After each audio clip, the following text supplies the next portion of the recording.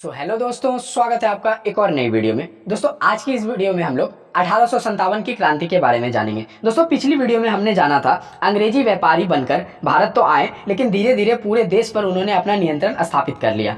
लेकिन अंग्रेज का शासन भारतीयों के लिए आसान नहीं था। उन्होंने ऐसी कई नीतियाँ अपनाई जिनसे भारतीय सभी परेशान हो गए।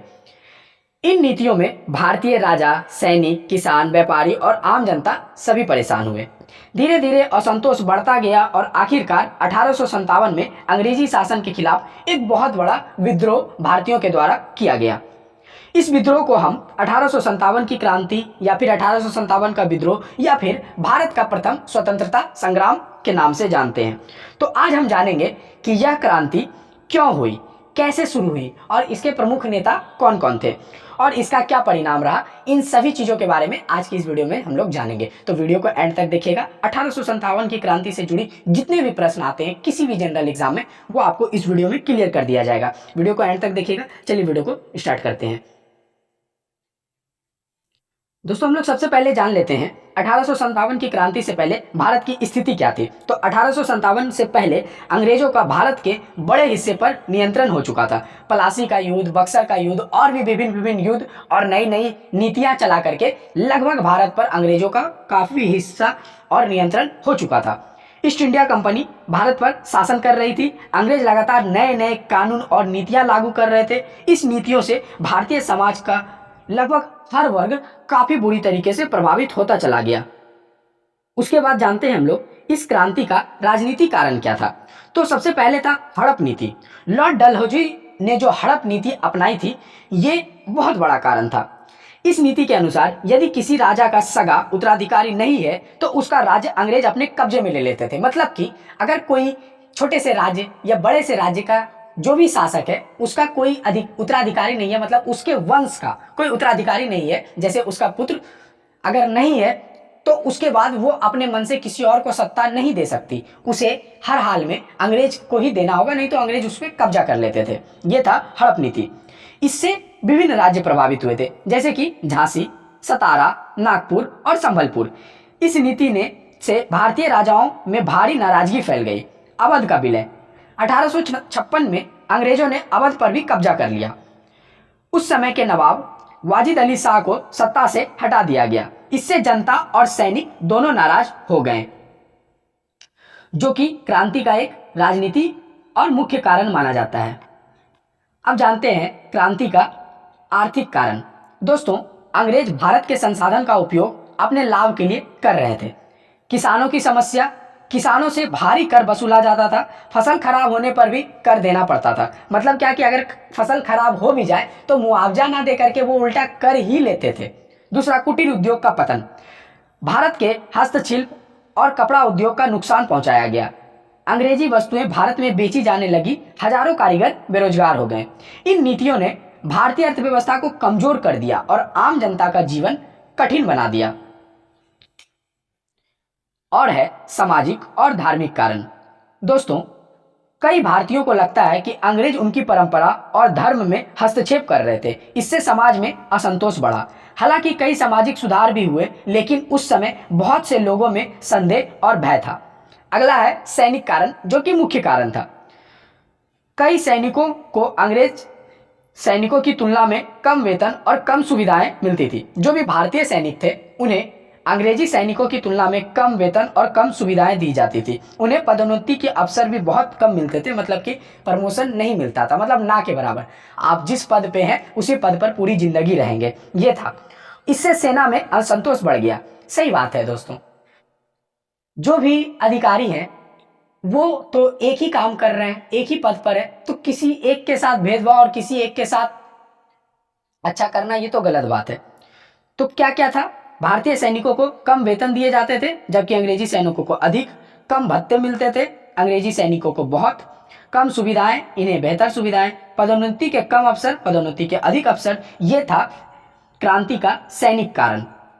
और मेन जो सबसे ज्यादा महत्वपूर्ण है उस समय का तात्कालिक कारण। कई बार एग्जाम में पूछे भी जाते हैं कि 1857 की क्रांति का तात्कालिक कारण क्या था, तो यही था। 1857 की क्रांति का तत्कालिक कारण नए इनफील्ड राइफल बनी। इस राइफल में कारतूस का मुंह दांतों से काटना पड़ता था। दोस्तों उस समय अंग्रेजों ने अपनी सेना में एक नई राइफल को लॉन्च किया जिसका नाम था एनफील्ड राइफल। इस राइफल की खास बात यह थी कि इसके जो कारतूस होते थे उसे दांतों से काटना पड़ता था। अब यह अफवाह थी कि क्या थी नहीं पता, पर यह खबर फैल गई कि कारतूस पर गाय और सुअर की चर्बी लगी हुई है।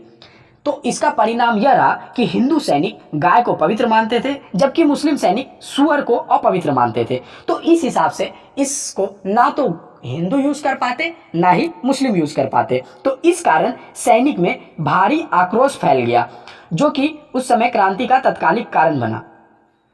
इस तात्कालिक कारण को देखते हुए मंगल पांडे का विद्रोह सबसे पहले याद आता है। दोस्तों मंगल पांडे 1857 की क्रांति का सबसे पहला वो अधिकारी थे जिन्हें एक तो पहला विद्रोह भी इन्हीं के द्वारा शुरू किया गया और पहली मृत्यु भी इन्हें ही मिली। 29 मार्च 1857 को बैरकपुर छावनी में सैनिक मंगल पांडे ने अंग्रेज अधिकारियों के खिलाफ विद्रोह शुरू कर दिया। उन्हें गिरफ्तार कर लिया गया और बाद में फांसी दे दी गई, लेकिन विद्रोह की चिंगारी फैल चुकी थी। भारत के प्रथम स्वतंत्रता संग्राम के प्रथम क्रांतिकारी सैनिक मंगल पांडे को ही कहा जाता है, जिसने 29 मार्च 1857 को बैरकपुर छावनी से विद्रोह की शुरुआत कर दी। उसके बाद क्रांति की शुरुआत 10 मई 1857 को मेरठ में भारतीय सैनिकों ने विद्रोह कर दिया।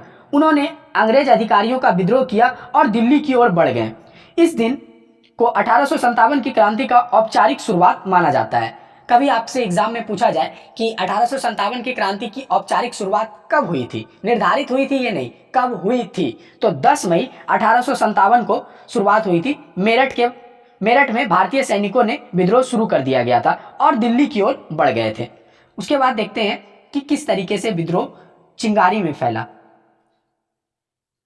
बहादुर शाह जफर को नेता बनाना। दोस्तों 10 मई को जब मेरठ से विद्रोह कर भारतीय सेना दिल्ली पहुंचे तो उन्होंने उसका नेता बहादुर शाह जफर को बना दिया। विरोधी सैनिकों ने अंतिम मुगल सम्राट बहादुर शाह जफर को अपना नेता घोषित कर दिया। विद्रोह बना और एक बड़ा आंदोलन हुआ। अब यह विद्रोह केवल सैनिक विद्रोह नहीं रहा बल्कि एक बड़े आंदोलन का रूप ले लिया, क्योंकि विद्रोह का नेता चुन लिया गया था। दिल्ली में फिर गूंजी मुगल साम्राज्य की आवाज। अगर मुगल साम्राज्य बहादुर शाह जफर ने क्या कहा, अगर कहीं है स्वर्ग तो उतार ला जमीन पर, हम आए हैं उसको देखने कि हिंदुस्तान क्या है। यह बहादुर शाह जफर का लाइन था।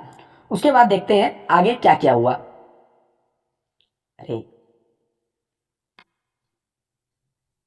क्रांति के प्रमुख केंद्र और नेता। दोस्तों दिल्ली का नेता तो बहादुर शाह जफर को बना लिया गया था। उसके बाद कानपुर के नेता नाना साहब थे, मतलब कि कानपुर का विद्रोह नाना साहब के द्वारा लीड किया जा रहा था।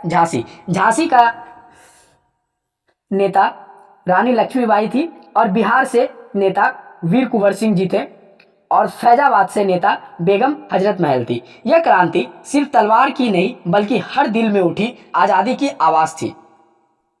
रानी लक्ष्मीबाई की वीरता। झांसी की रानी लक्ष्मीबाई 1857 की क्रांति की सबसे प्रसिद्ध नायिका थी। उन्होंने अंग्रेजों के खिलाफ बहादुरी से युद्ध किया। उनका प्रसिद्ध नारा था, मैं अपनी झांसी नहीं दूंगी। उन्होंने अंत तक संघर्ष किया और वीरगति को प्राप्त हुई। दोस्तों ये भी हड़प नीति की शिकार हो गई थी। इनके पति के मर जाने के बाद इनका भी कोई उत्तराधिकारी नहीं था, तो इनके पुत्र इन पर भी अंग्रेजों ने कब्जा कर लिया था, जो कि सबसे मुख्य कारण रहा जो कि ये युद्ध में जारी रही। और इन्होंने अपने बहुत ही बहादुरी से युद्ध लड़ा और इसका नारा भी प्रसिद्ध हुआ कि मैं अपनी झांसी नहीं दूंगी। दोस्तों उसके बाद हम लोग जानते हैं क्रांति की असफलता का क्या कारण रहा। हालांकि यह विद्रोह बहुत व्यापक था लेकिन सफल नहीं हो सका, जिसके प्रमुख कारण इस प्रकार हैं। एकता की कमी। सभी भारतीय राज्य एक साथ नहीं जुड़े थे। मतलब क्या कि कोई एक खास एकता नहीं थी इन लोगों में, जिस वजह से ये विद्रोह सफल नहीं हो पाया। उसके बाद संसाधन की कमी। विद्रोह के पास आधुनिक हथियार की कमी थी। नेतृत्व का अभाव। केवल एक केंद्रीय नेतृत्व नहीं था, हर लोग अपने राज्य से अपने तरीके से लड़ रहे थे, कोई एक खास नेतृत्व करने वाला नहीं था। और अंग्रेजों की शक्ति। अंग्रेजों के पास बेहतर सैन्य संगठन और संचार व्यवस्था थी। 1857 की क्रांति दोस्तों भले असफल रही लेकिन इसने भारतवासियों के मन में स्वतंत्रता की चिंगारी जगा दी और अंग्रेजों को यह बता दिया कि भारतीय कमजोर नहीं है। चलिए अब जान लेते हैं क्रांति का परिणाम क्या रहा। हालांकि यह क्रांति सफल तो नहीं हुई, लेकिन इसके दूरगामी परिणाम हुए। ईस्ट इंडिया कंपनी का अंत हो गया। 1858 में ईस्ट इंडिया कंपनी का शासन बिल्कुल समाप्त कर दिया गया और शासन को ब्रिटिश सरकार के हाथों में सौंप दिया गया। भारत का शासन सीधे ब्रिटिश सरकार ने अपने हाथ में ले लिया। ये एग्जाम में आपसे पूछे जाएंगे कि ईस्ट इंडिया कंपनी का शासन भारत से कब खत्म हुआ, तो ये 1947 नहीं कहा जाएगा, 1857 ही कहा जाएगा। सॉरी 1858। सेना में बदलाव। अंग्रेजों ने सेना की संरचना में कई परिवर्तन किए। राष्ट्रीय चेतना का विकास, भारतीयों में स्वतंत्रता की भावना और मजबूत हुई। आगे चलकर यही भावना स्वतंत्रता आंदोलन का आधार बना। दोस्तों, यह क्रांति भले ही सफल नहीं हुई, लेकिन इसने भारतवासियों के मन में स्वतंत्रता की अलख जगा दी, जो आगे चलकर एक बड़े स्वतंत्रता आंदोलन की कारण बनी। और फिर 1858 ईस्वी में ईस्ट इंडिया कंपनी का अंत हो गया। दोस्तों, इस वीडियो का निष्कर्ष, 1857 की क्रांति भले सफल ना हुई, लेकिन इसने भारतीयों के मन में स्वतंत्रता की भावना को जगाया और आगे चलकर भारत की आज़ादी के आंदोलन की नींव रखी गई। परीक्षा की दृष्टि से आपको क्या क्या याद रखना है, तो 1857 भारत का पहला स्वतंत्रता संग्राम, मंगल पांडे बैरकपुर से विद्रोह शुरू किए और पहले सैनिक थे जिन्होंने विद्रोह की शुरुआत की। 10 मई 1857 मेरठ से क्रांति की शुरुआत हुई और बहादुर शाह जफर को विद्रोह का प्रतीक नेता बनाया गया।